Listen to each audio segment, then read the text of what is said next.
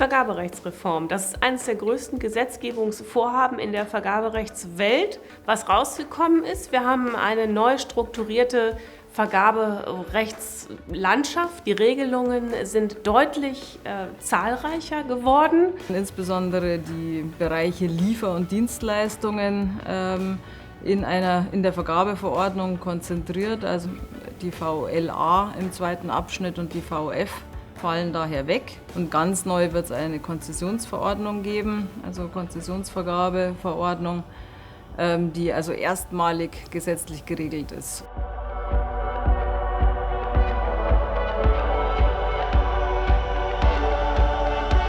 Ja, die Mandanten haben eine Menge Hausaufgaben zu erledigen. Wir haben einmal die öffentlichen Auftraggeber, die ihr gesamtes Vergabemanagement auf den Prüfstand stellen und überarbeiten müssen.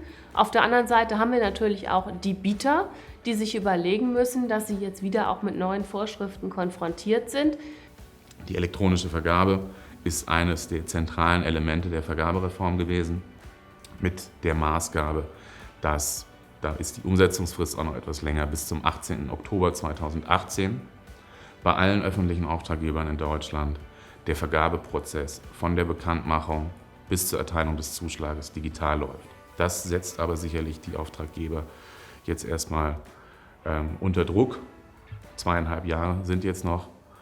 Da müssen die entsprechenden Infrastrukturen gebastelt werden.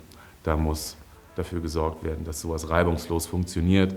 Es kommt jetzt noch die Reform nach der Reform. Das heißt, wir haben auch im Bereich der Unterschwellenwertvergabe insbesondere noch Regelungsbedarf.